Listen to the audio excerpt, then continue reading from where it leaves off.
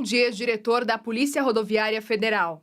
Dentro do campo do direito, há uma discussão muito interessante que teve na Ação Penal 470, que é a teoria do domínio do fato.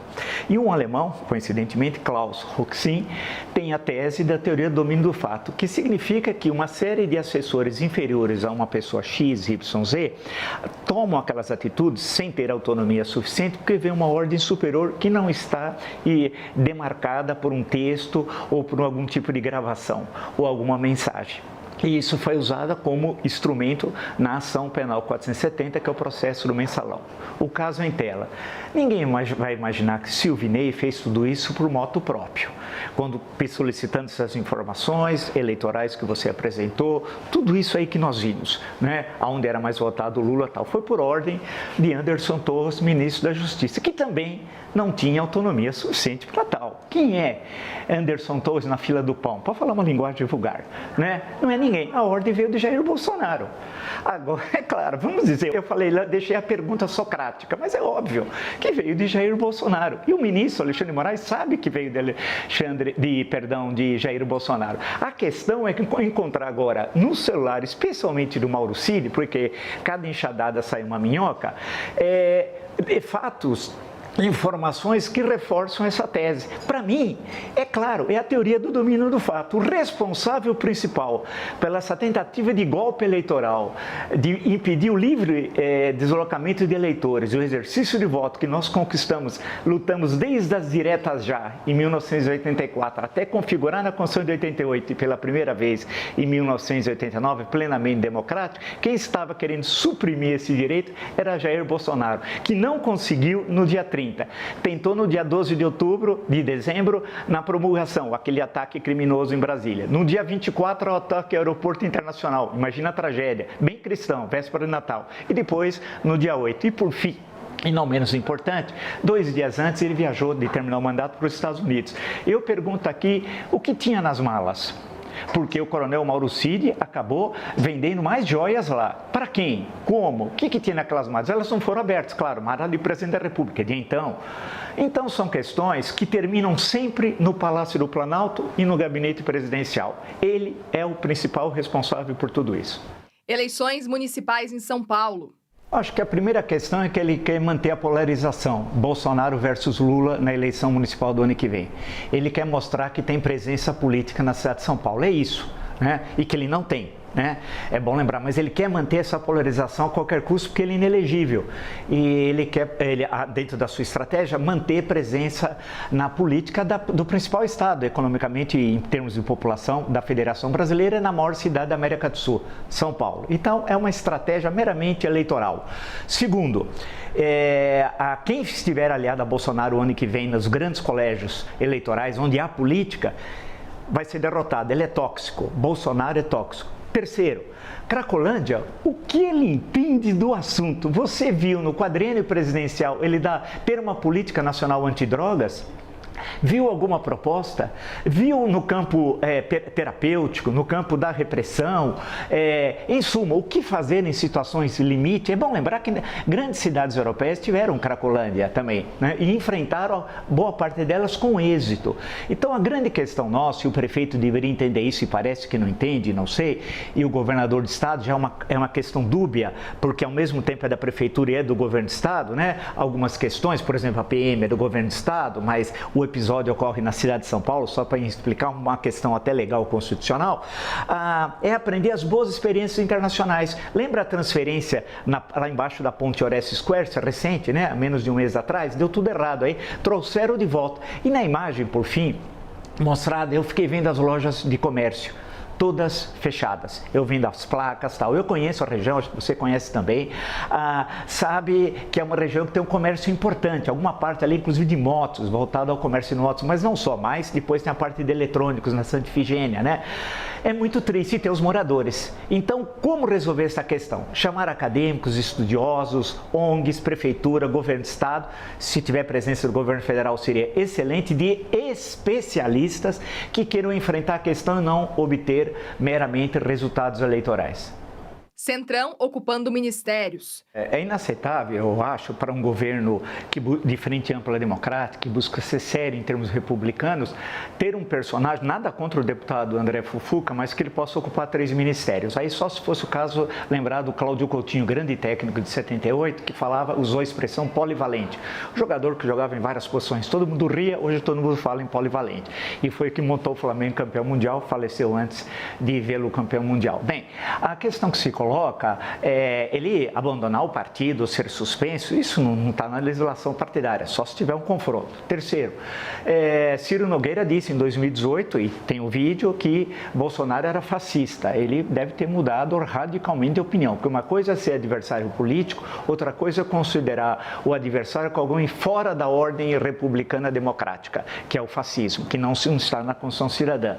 E quarto, por fim, que a questão toda é essa, nem o liberal, o Partido Liberal é liberal, nem o Partido Progressista é progressista. Todos os partidos são federação de caciques, excetuando, e aí temos que reconhecer, 2, o PT, que tem uma coordenação, tem uma estrutura, se manteve inclusive durante o mensalão e a prisão do Lula, e o PSOL, que você tem uma certa unidade ideológica. Excetuando um ou outro que eu possa ter esquecido, nós somos 3 dúzias de partidos, os outros não passam de ser legendas de aluguel. Governo federal retoma PAC. O professor Ottaviani tem um livro clássico sobre o século XX, o Estado e Planejamento Econômico no Brasil, né? Que até final dos anos 70, comecinho dos anos 80, década do século XX, perdão.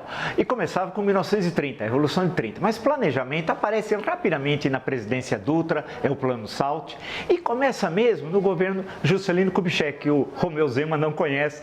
O Juscelino Kubitschek criou a Sudene, por exemplo, Superintendência do Desenvolvimento do Nordeste, em dezembro de 59. Se ele entendesse um pouco história do seu estado e da maior figura de Minas Gerais, Juscelino Kubitschek, ele não faria o que disse ao Jornal do Estado de São Paulo no último sábado. Bem, aí veio o plano de metas, né? E o plano de metas tinha uma certa organicidade, de plano mesmo. Mais à frente, no governo João Goulart, veio o plano trienal, feito por um grande economista, Celso Furtado, que foi o primeiro ministro desse planejamento em 1963. Mas o plano trienal, ele mesmo confessa em suas memórias, Celso Furtado, durou poucas semanas, porque logo o João Goulart deu um aumento salarial aos funcionários públicos que derrubou uma das bases do plano. Vem o regime militar e vem o planejamento, né? Tanto no governo Castelo Branco, Costa e Silva, e depois o programa primeiro PND, né? Com o Reis Veloso, Plano Nacional de Desenvolvimento, o segundo e o terceiro já na presidência Figueiredo, né? Aí parou porque os PNDs estavam muito vinculados às obras públicas. Quando o Estado perde a capacidade de investimento, já por volta de 1981, 81, aí vem a crise terrível de 1982, o planejamento econômico por parte do Estado, sem recursos para investir em grandes obras públicas, foi colocado de lado. Com a nova República, etc., o Ministério do Planejamento continuou, excetuando e um fenômeno mais recente no quadriênio presidencial passado, que foi um absurdo sua extinção, mas o PAC, nesse sentido, ele não segue a história do planejamento econômico. Ele é uma reunião de obras e chama-se PAC. Agora, isso não é planejamento. Planejamento é quando você tem um conjunto de obras e objetivos a serem atingidos com essas obras e a interligação dessas obras num planejamento nacional dentro de objetivos estratégicos traçados pelo governo para o seu quadriênio presidencial. É isso que é planejamento. O PAC não foi nem o 2, provavelmente não será o terceiro, dentro dessa construção de planejamento. Por fim, vale destacar que eu não estou me referindo aos planos quinquenais da antiga União Soviética, dos países socialistas, etc. Tal. Não. Aí você tinha um planejamento central, né, feito pelo governo central nos países socialistas, que determinava durante 5 anos o que devia ser produzido e como deveria ser produzido. Não. O planejamento feito no Brasil, em regime capitalista, portanto, né, era determinar as áreas principais que o Estado incentivaria seu crescimento e de que forma isso refletiria na vida da população, na melhoria da qualidade de vida e no desenvolvimento econômico do país. Isso foi feito nos PNDs, a ideia do plano de metas foi assim, e foi o quinquênio 50 anos em 5, de Juscelino Kubitschek, e o plano trienal durou pouco pelas razões que eu já falei. Então, a questão que se coloca é que precisamos voltar a ter planejamento. O ministro do planejamento não é só para fazer o orçamento, ele teria de desenhar o planejamento. Os grandes países país faz isso. A China, eu estou acompanhando, estudando, inclusive é um grande livro da Isabella Weber sobre por que a China não fez a terapia de choque, por isso que ela conseguiu sair do socialismo planificado e ser hoje uma economia mais dinâmica do mundo, ao contrário da União Soviética, que fez a terapia de choque e virou o desastre que é necessário ter planejamento. E, infelizmente, o PAC não é planejamento, ele só reúne obras, você mesmo citou. Vem um deputado, fala tal, aí enfia no PAC. Não é assim. Segurança na Avenida Paulista. A culpa não é de quem é roubado, né? Então, primeira coisa. Segundo, a gente paga impostos suficientes para poder andar e acessar o celular. Terceiro, onde é o mercado de venda desses celulares? Eu acho que essa questão é igual a história da Cracolândia, quem fornece crack para lá. A questão do celular, aonde eles são vendidos? Por quem? Né? Então são duas pontas, é a ponta do assalto e a ponta de onde é comercializado esses celulares. A investigação e o policiamento tem de ser nos dois lugares. Na Avenida Paulista, quando vou falar com o delegado, eu entro num shopping, numa farmácia, num banco para poder falar. E eu já fui roubado, viu? Um celular na Avenida Angélica, próxima à Praça Buenos Aires. Passou um sujeito de bicicleta, a mão parecia de um gavião. Foi com uma tal rapidez, isso há uns 4 anos atrás, que quando eu olhei ele já tinha virado sumido. E esse que está aqui, quase que foi também, por isso que eu aprendi. Na Liberdade, eu estava na Praça da Liberdade, aguardando a chegada de um táxi, e aí veio, mas dessa vez deu para ver, ele atravessou de bicicleta vindo no metrô. Aí eu consegui, bateu na minha mão, ele correu sem o celular, de bicicleta, e o celular quase entrou em órbita, porque subiu, sabe? Caiu, está todo meio avariado o iPhone até hoje, mas é para eu me lembrar que eu nunca mais devo fazer isso, ou seja, a gente se autopune, né? É uma autopunição, não pode usar um serviço que é nosso, nós compramos o celular, pagamos o serviço e temos de ter medo. Espero que agora com essas medidas isso acabe. Operações policiais na Bahia. Eu acho que não é uma questão eleitoral. A questão é que tudo o que acontece no maior estado da federação, economicamente, em termos de população, na maior cidade da América do Sul e na Baixada Santista, que tem uma vinculação umbilical com a cidade de São Paulo, acaba tendo uma maior repercussão, assim como o que acontece na cidade do Rio de Janeiro, né? A segunda cidade em população do país, e assim sucessivamente, nas grandes capitais estaduais, em termos populacionais, que eu estou me referindo. O caso da Bahia acaba ficando um pouco relegado a plano secundário, e mesmo acontecimentos que ocorreram num passado não tão distante no Nordeste em prisões, né, que foram fatos tenebrosos, acabam caindo rapidamente no esquecimento do que o massacre do Carandiru em 1992. É verdade nesse sentido, mas sempre a iluminação está no protagonista, né, e não quem está no fundo da cena, no sentido político, sem diminuir absolutamente ninguém. O caso da Bahia é extremamente preocupante, algo de errado. Não é possível ter 16 anos e mais 4, que haverá agora 20 anos de gestão do PT, e a polícia baiana ela age da mesma forma como se tivesse ainda antes da Lei Áurea. Parece que porque sempre os mortos são negros, mulatos, mestiços, em sua maioria, né? Parece que a notícia da lei de 13 de maio de 1888 não chegou à Bahia também. Então a grande questão que se coloca é questionar os governadores. Isso é mais que legítimo, é humanitário e necessário, da mesma forma como qualquer outro governador, como o triste episódio da chacina do Guarujá. A questão, por fim, que se coloca é que o crime organizado se espalhou por todos os estados do Brasil. Todos os estados do Brasil. Eu conheço a Bahia, uma parte da Bahia, mais o sertão baiano. Fui lá 500 vezes, porque a minha tese de doutorado é sobre Canudos, que é no nordeste da Bahia. E eu fui observando na passagem dos séculos 20 para o 21, como que a presença da droga, inclusive, e do crack em particular, foi penetrando no sertão e foi transformando cada vez mais a violência e a luta do crime organizado na região, chegando até, vocês devem saber, né, a questão do polígono da maconha, né, que todo mundo conhece ali, Pernambuco e tal. Antigamente teve o escândalo da mandioca, que ninguém evidentemente lembra mais, faz tanto tempo, mas foi trágico, né? Então todas essas questões mostram que você tem regiões extremamente violentas em todo o Brasil, e é uma tarefa muito difícil do Ministério da Justiça e Segurança Pública, das secretarias estaduais, e é um trabalho de médio e longo prazo. Não se enfrenta a violência e o crime organizado e não transforma a polícia em instrumento de defesa do cidadão da noite por dia. É necessário ter um programa e aprender com as experiências internacionais. E mais do que isso, ter coragem política.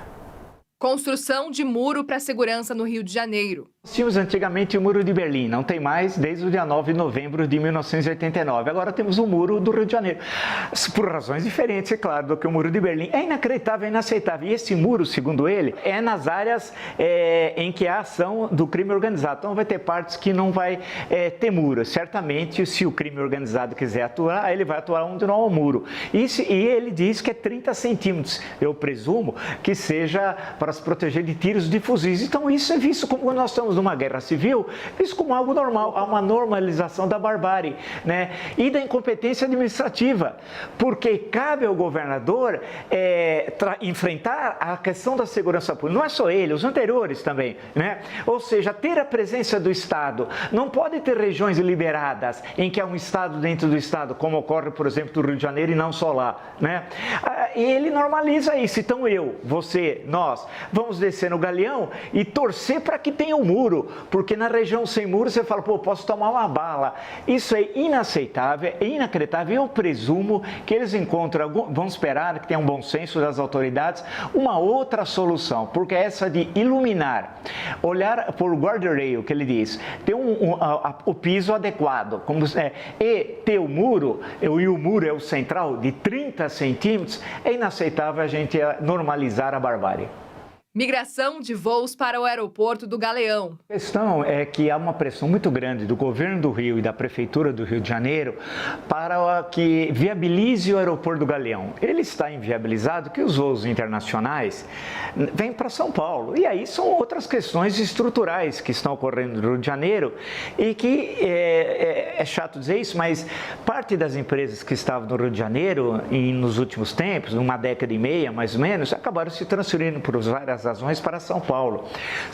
Nós noticiamos aqui, essa semana, que a cidade que recebe o maior destino de voos no Brasil é a cidade de São Paulo. Então isso, e aí no caso do Aeroporto Internacional de Guarulhos, ou fundamentalmente em voos domésticos no aeroporto de Congonhas. Isso não é acidental. Então querer resolver uma questão econômica e social numa canetada costuma dar errado e cria um problema sério aquele que precisa se deslocar. Por exemplo, de São Paulo, eu não sei, daqui a São Paulo até o Rio de Janeiro dá 440, não sei, é mais ou menos a distância de São Paulo a Rio Preto, a minha cidade, ou 430, alguma coisa assim. As pessoas usam o Santos Dumont, você já está no centro da cidade. Eu, por exemplo, quando vou, faço o deslocamento rápido e volto para o aeroporto e venho para São Paulo, uma espécie de bate e volta. E isso dezenas e dezenas de pessoas o fazem durante milhares, na verdade, durante um ano. E para o Galeão é um transtorno. As pessoas optam para o aeroporto de Congonhas, porque sai, pega a Rubem Berta e rapidamente chega ao seu destino, ou vai para o ABC, etc, etc, ou para a cidade de São Paulo. E não vai para Guarulhos, que é muito mais complicado para vir para São Paulo. Então você resolve uma pressão política, que é uma pressão política, pode até ganhar apoio de parlamentares, mas prejudica o cidadão, que sempre acaba pagando a conta. Livros didáticos nas escolas públicas de São Paulo. Eu participei do Programa Nacional do Livro Didático. Eu escrevi manual de história que participou do PNLD e que foi devidamente avaliado, as coleções, com pareceres. Não é na base do desatualizado, atualizado, não, pareceres. Então, eu posso dizer tranquilamente que eu conheço como é que funciona o Programa Nacional do Livro Didático, que não é de agora, esse programa vem do século passado, registre-se. No caso em tela, são 10 milhões de exemplares que vão ser distribuídos gratuitamente aos alunos do ensino público. Muitas vezes, o único livro que tem na casa do aluno é o livro didático. Lembre-se também que os pais normalmente trabalham ou têm uma formação educacional infelizmente precária e que não têm condições de assessorar os seus filhos do ensino público. E é o livro didático que acaba também fazendo essa tarefa. Que as escolas privadas, algumas escolas de elite, que eu também conheço, que eu fui professor também do ensino médio de algumas dessas escolas, há muitos anos atrás, se utilizam desses livros didáticos. Portanto, a questão levantada pelo secretário é absolutamente equivocada, desconhece o interior da sala de aula e do processo educacional. E a escola pública, especialmente, ela serve para mobilidade social, para não só qualificar a força de trabalho lá na frente, mas para formar a cidadania. ela é essencial para ter mobilidade. Caso contrário, na escola pública, teremos um sistema de casta, como na Índia. Ou seja, o aluno da escola privada tem o livro didático, tem a biblioteca, tem os pais com formação geralmente universitária, e os alunos da escola pública, bem, esses ficam por si copiando slides ou acessando supostamente a internet. É falsa também a informação que acessam a internet via celular. Isso não fortalece o ensino, pelo contrário, degrada o ensino. E por fim, mas não menos importante, o secretário também disse que os diretores das escolas ou as diretoras têm de assistir às aulas dos professores e fazer um relatório. Isso nem a ditadura militar fez. Digo que eu era aluno, nem a ditadura militar fez. Não é possível, no Estado de Direito democrático de direito, os professores serem gendarmes, policiais, que funcionam com essa função de tentar vigiar o que o professor está dizendo dentro da sala de aula. É intolerável, a sociedade está reagindo e não é da forma, por fim, como disse o governador. Vamos optar. Não, nós temos 10 milhões de exemplares que vêm de graça para o ensino público. Que os alunos possam ter acesso à educação, melhorar de vida, ascender socialmente, e assim que funciona uma sociedade democrática.